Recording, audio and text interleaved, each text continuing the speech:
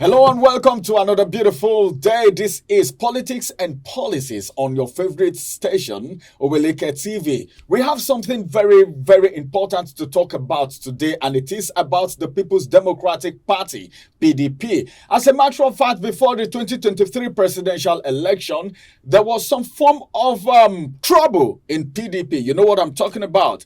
The division, the faction in PDP. As a matter of fact, it was the G5 and of course versus Atiku and the rest. But as it is right now, Wike was the one heading the G5. A statement was made yesterday by an elder statesman talking about the Ijaw national leader in the person of Chief Edwin Clark, who have said for PDP to survive, Wike has to leave the party. But looking at the pedigree of Wike and who he is, do you think Wike will leave the party anytime soon? Despite the fact that Wike is actually the minister of the FCT, as it has to do with his position given to him by the present administration of President Bola Ahmed Tinubu. My name is Ramsey Enoch, and of course, joining me on the conversation today to talk about politics and policy, and the topic we have on ground is a political and public affairs analyst in the person of Olamileko.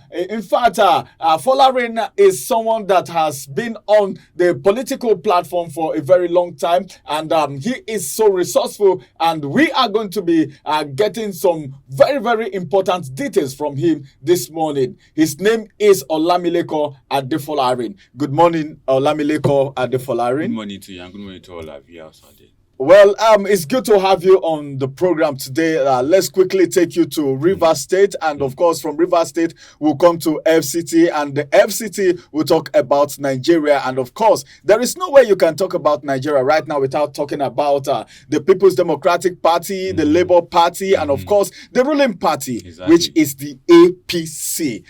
Let's talk about Wike right now. You remember what happened during the G5, the G5 governors. Then Chief Edwin Clark is saying Wike has to leave PDP for PDP to stand. And you know PDP has an assignment coming in 2027. What do you make of that statement? I think it's quite a very interesting statement, a very intriguing statement from the elder statesman. But before we look at dissect the statement of the elder statesman, we also need to quickly elaborate that Wike has been one of the strong supporter, strong bearer of PDP in the last 10 years. Not that we are here to preach about Wike, but to show how someone could be in a political party without jumping ship for over 10 years when others in his own categories have jumped ship. And for the other statement to say that Wike have to leave so that PDP can survive, I think for me, someone who understands the politics of Nigeria, that is not the essence of that. That will not even happen, because PDP survival today is as a result of Wike's strong support for the political party for over 10 years. I think we should send a poser question to the elder statement that what has happened to others before Wike who left PDP as a result of the drought that has happened in PDP over the years. Let's also ask the question, what has happened to PDP when there was financial crisis in PDP? Who will help PDP to survive the waters that have been able to flood PDP over the years? Olamileko, are you trying to say PDP, is lying solely on Wike? Is that what you're saying? That Wike is the financier of PDP, and without PDP, it's not something that we need to hide about. He has been a financier of PDP right from 2015.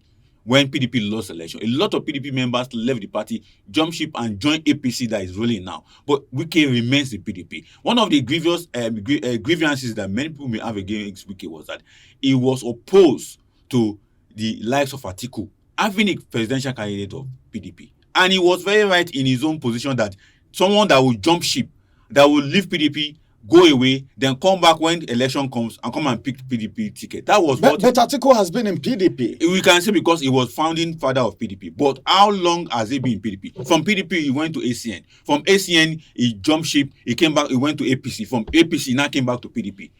Can you prove such person as someone that is very strong enough to hold forth in a political party that we regard as the biggest party in Africa? What I'm trying to point out is, if you want to become a party stalwart forever, for a long period of time, you don't need to be jumping ship. if he's to be in America. But you're talking about jumping ship. Yes. It is not just the PDP. If you're talking about jumping ship, there is no party in Nigeria that they don't jump ship. You're talking about cross-carpeting. Definitely. Okay? But you know how dangerous cross-carpeting is to someone But who they belongs do to it. It's part of the politics and in it's very, Nigeria. that's what we need to correct. And that is the example that Wike have shown to everybody. Although we can say okay because he collected a political appointment from the APC. And he said it from the beginning that it's for national duty. Till tomorrow, Wike is still funding PDP, even though he's in APC as a minister.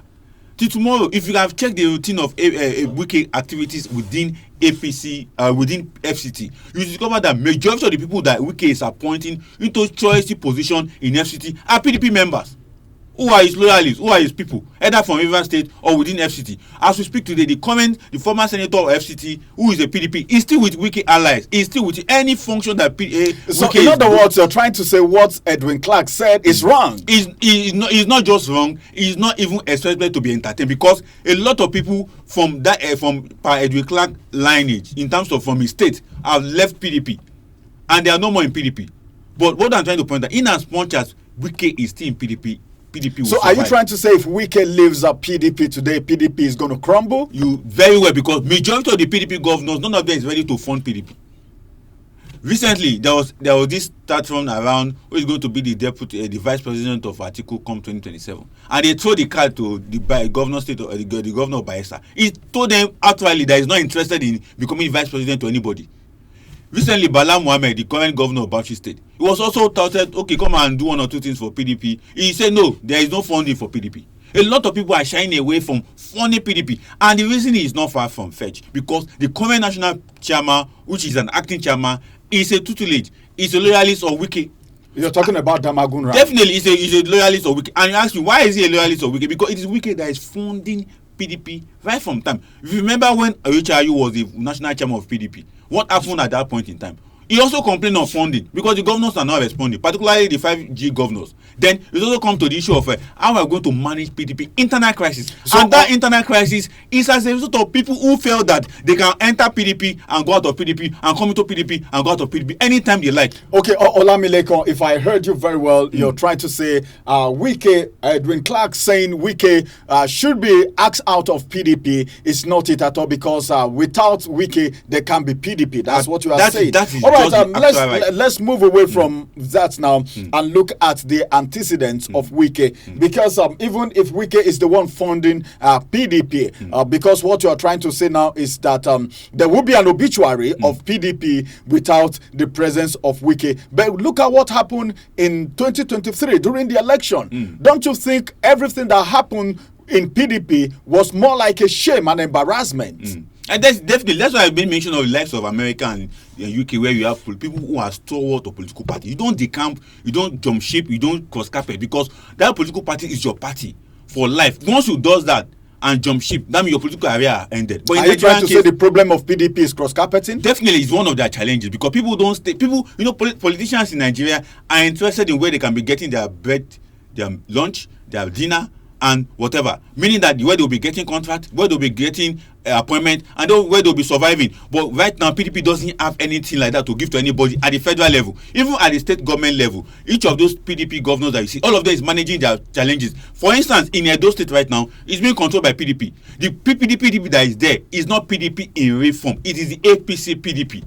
Governor Batike brought people from APC who will now constitute the executive NWC of those state PDP. Meanwhile, the Dan Obia, the chairman of PDP at that level, the governor threw him out and pursued him out of the state. And he ran to PDP in Rivers State. That's why he's surviving. So how do you now see a party that is divided within itself as a result of internal party crisis, particularly individuals who are cross-carpet, who are jumping from one party to the other and saying they are members of PDP? But then, are you trying to say, despite the faction in PDP is still standing strong? Is that what you're saying? It's standing strong because people who consider themselves as the real PDP are still available. And who are those people? Let's say something else. Available. As a matter of fact, we're talking about Wike right here, and of course, the statement that has come from an elder statesman in the person of Chief Edwin Clark saying Wike needs to leave PDP for the party to stand. But then Olamileko, a political and public affairs analyst, is of a different opinion, saying